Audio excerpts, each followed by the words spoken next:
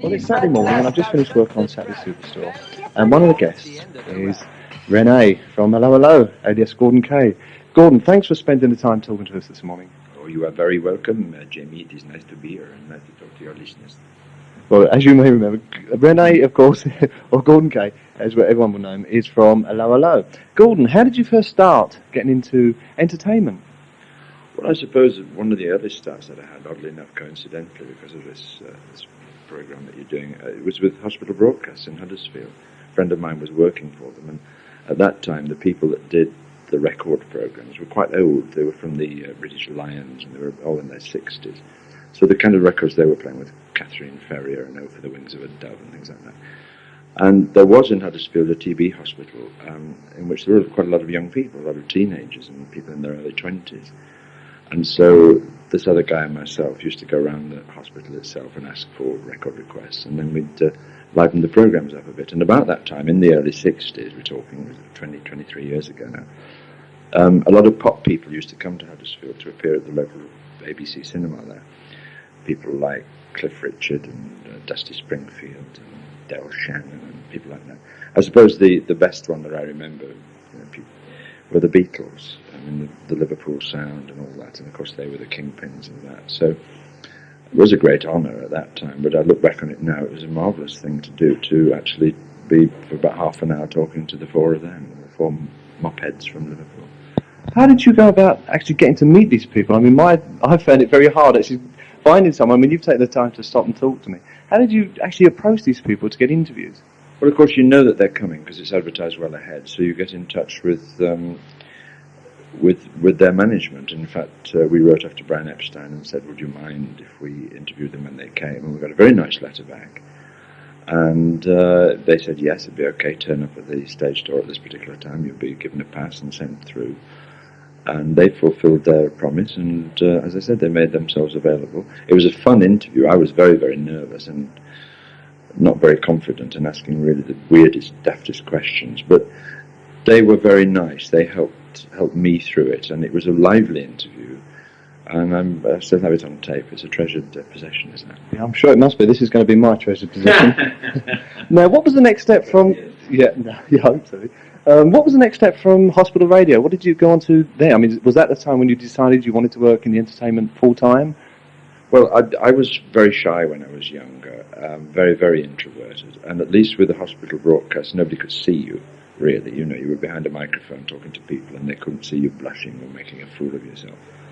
But I eventually branched out into amateur theatre, and very quickly I found that I had a liking for it, and that it was actually somebody else up there. It wasn't me. I could put on a moustache or glasses and do it, and it was somebody else. So I could hide behind that. And I did that for a brief time, about 4 years. And then I was spotted by Alan Ayckbourn, the playwright, and he suggested I might like to go into it professionally and gave me some advice. I went to Bolton Octagon Theatre, and while I was there, I was again spotted, more like a leopard. I've been spotted there many times, by Pat Phoenix, the late Pat Phoenix, who was in Coronation Street. And I was engaged to play the part of her nephew in 1969 to 1970, which I did, which was great fun. And it was a good grounding because it's a twice-a-week show, so it's a very quick turnaround. You have to learn your craft very quickly and learn how to cope very quickly. And I gave myself 2 years when I turned professional to see if I was happy with myself. And within that first 13 months, I was in the street, Coronation Street. So I thought I was doing all right. And that was 18 years ago, so I'm still at it. And you've done very well for yourself. Did you find that actually working with, say, like hospital radio is obviously like an amateur sort of thing, isn't it? Then going into professional broadcasting anyway, did you find that the responsibilities were different, the pressures were more? Well, the responsibilities and the pressures are a bit more constant because, in fact, you're trying to earn your living doing it. I mean, it's not a sort of hobby or a part-time thing. But there's very little difference between a good amateur and a fairly average professional. I mean, I've worked with a lot of amateur people in amateur theatre before I turned professional, who, had they wanted to give up their day job, as Terry Wogan calls it, and turn professional, they could have earned a living, as much as any other actor does. I mean, it's a terribly difficult profession, as you know. I mean, there's about 34,000 people, and there'll be 28, 29,000 out of work at any one time. So it's a high unemployment profession. But there's not a lot of difference between an amateur and a professional, and I think certainly we tried to be as professional as we could with the hospital broadcast, although with a small listening audience. They were still important to us, and we approached it as professionals, I suppose, in a professional way anyway. We weren't getting paid for it, of course, but that didn't matter. That's right, yeah. What about your first television appearance? Can you remember when that was? I'm not saying that it was a long time ago, it's not in any way, but can you remember what that was? Yes, I can. It was in a thing called Champion House, a series that the BBC did, and it was sort of like a Dallas set in Yorkshire, but I mean very low key. This weird sort of northern family of mill owners, etc., etc. And I was engaged to play the part of a railway guard at Bradford Station, and I had to play this guard, and a couple of the heroes a hero and heroine, to get on the train just at the last minute, just as the train was about to leave, and then I would wave my flag, blow my whistle, step on board, and the train would pull out.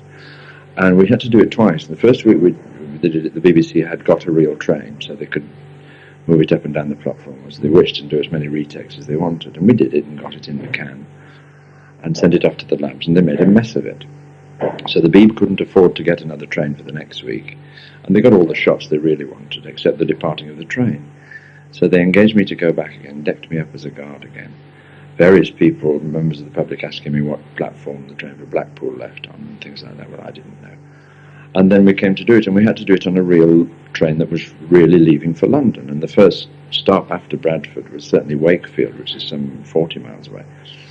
And I had to dive on, close my door, and then quickly dive off again when they shouted cut. I just made it by the end of the platform. It was galloping along a bit was the train, but they used a real train. So I remember that. I have good reason to remember that. It sounds a very difficult one to forget. You nearly end up at the other end of the platform by the sounds of it, with no platform. Now, Allo Allo, when did that first come about? How did you first get involved in that? Well, my connection with David Croft, who writes it in conjunction with Jeremy Lloyd, goes back as far as 1977. I was doing a very strange stage show in London, a rock and roll show, oddly enough. I'd done all sorts of things. It was with a rock band, a comedy rock band called Alberto y los Trios Paranoias. It's called Sleek, the snuff rock musical. It was a pastiche of musical tastes, the punk scene being very high in 1977. They put forward the premise that the next thing after that would be snuff rock, where the lead singer would kill himself each night, and they'd have to get a new lead singer. It was a comedy thing and satire. And somebody who came to see that was a boy called Gorden Kaye, who was at that time David Croft's assistant, has gone on to direct Top of the Pops and Soul Train on Channel 4 and Entertainment USA, of course, for BBC 2 with Jonathan King. He's a good mate, is Gordon, and he spotted me in that and suggested me to David Croft, and I did it, Ain't Half Hot Moment, Are You Being Served, and various other things of David's. And he had wanted to write something more substantial for me for some time, and in 1982, it goes back a long way, it's 4 years ago, he put the pilot into my hands and said, would you like to play Renee? And I said, would I not? I mean, that would be wonderful to do that. And the rest, as they say, is history. But it was a surprise. We're always consistently surprised at how well the show is received. We had a bit of a bumpy ride at the beginning. People weren't too sure about the taste of the thing. But I think once they realised that we were not making fun of these brave people who were set in France, and it was really a pastiche of Secret Army and Enemy at the Door and that kind of stiff upper lip British sort of play and movie immediately post-war. Then they came to us in their droves, and we are currently doing a stage show which we've just done a 13-week tour to sell out business. I mean, we've broken all records for any British tour ever, smashed capacity records and financial records, and we're now in the West End of the Prince of Wales, and the bookings for that have caused to extend from the end of February to the end of May. And it looks like another extension coming up. It's going so well. So we are high profile. We're very, very grateful to the public for coming and seeing us, and it's lovely to do. It's great fun to do. It's a fun show. So what did you find the difference in working for, say, like a television production of Allo Allo to the stage version? What would the difference be? Well, the two obvious differences are, first of all, that the television is a half-hour episode. The stage version is 2 hours, a little over 2 hours long, about 2 hours and 5 minutes long. The main difference is that although we do the television show in front of an audience of about 400 people, if you get it wrong, you can go back and do it again. Yeah. And it's also done in short sections. It's done in scenes, and then they stop and move the cameras and go and do another scene. On the stage, when you're on the stage, you're on the stage.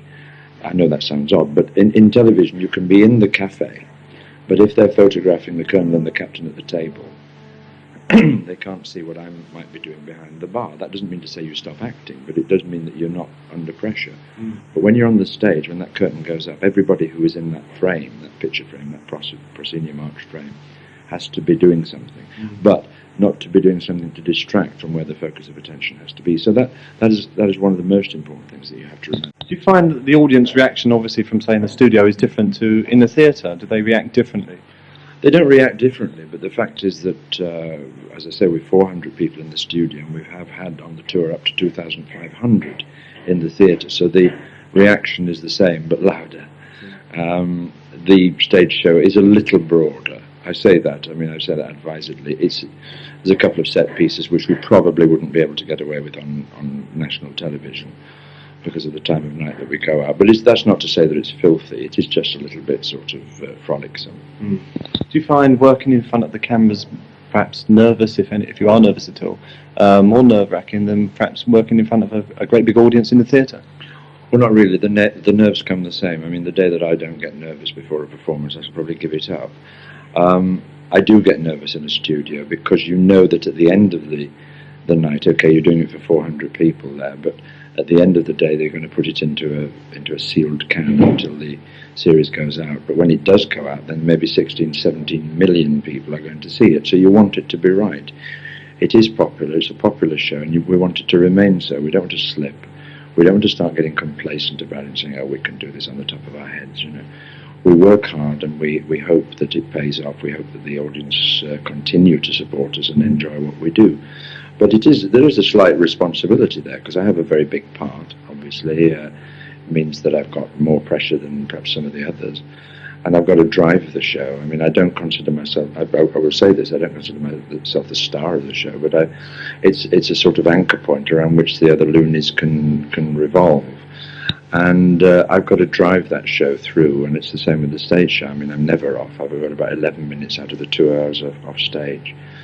And I've got to just keep steaming on, so I'm losing weight, but I'm enjoying myself hugely. It's wonderful. That's right. I work in the film department, and what we have to do is run rushes. And we've run some of your rushes for Allo Allo, the outside bits that are inserted into programs.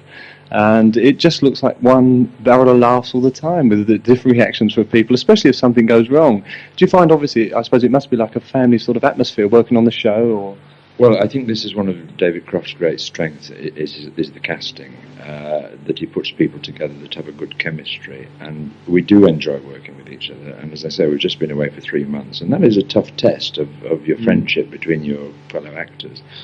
And nobody's killed anybody, nobody's hit anybody. We all still admire what each other does in the show.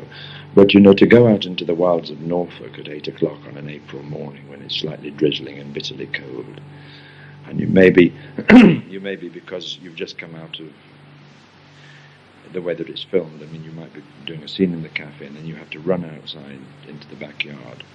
You may be in shirt sleeves, and so you've got to try and be funny at that time of the morning under those conditions. It's not the easiest thing in the world. So you do need the sort of comradeship that goes with it, and the crew are hand-picked. I mean, we have the best sound people, and the best camera people, and the best lighting people. And everybody enjoys doing it, because it's a funny show, and so they enjoy themselves while we're out there. But sometimes the weather and the environment is a bit tough to overcome. Yes, that must affect you in lots of different ways, surely, with the rain and everything. Can we look forward to a new series of Allo Allo in the autumn? Is it the winter or next year? I can tell you exactly when you can look forward. It's Friday, December the 5th at 7:35. It's the first of 6 episodes in this, our 3rd series. The 4th episode of those 6 will be the Christmas episode, which is about 50 minutes long. It's a double-length episode, as we did last year. And I have to say again, thank you for last year, because you made us number 3, second only to third only to the 2 EastEnders shows. We had close on 18 million viewers last year. Hope it'll be the same this year. It's a funny show, I think. It is. What about next year? Perhaps that may be looking a bit too far ahead, but what do you think? Well, we have just learned this week that because of the intensity of the bookings at the Prince of Wales, we've been extended from the end of February to the end of May. We're then going to have a month out, which they give us the whole of a week to have to ourselves to go on holiday. And then we do 2.5 weeks filming for the next series. And during July and August, we shall be doing the stage show and the television show at the same time. So I suspect that about this time next year I shall be a stretcher case, if not, about a 10-stone Rene. Because the stage show then after that goes in October to Australia and New Zealand, which I'm looking forward to enormously. I've always wanted to go to New Zealand. I've got 37 relatives out there that I've never met. 3 generations of the family that I've never met. They've seen me on television, but I've never met them. They actually get the shows down. They do indeed. It's a very, very popular show in Australia. It's in Sydney and in Melbourne. It's their #1 show. Yeah. So after only 1 series, I mean, they took it. They started taking it in June, which is of course their winters. I went to winter there, and immediately after the 2nd episode, it went straight to the top of the ratings and stayed there. So we're delighted by that. I mean, that's lovely, the other side of the world, and they know who we are. It's a big thrill, it's exciting. Yeah, I should imagine it is. Well, Gordon, good luck in the future. Thank you very much for talking to us on Radio Moorfields, and we look forward to seeing your new series of Allo Allo.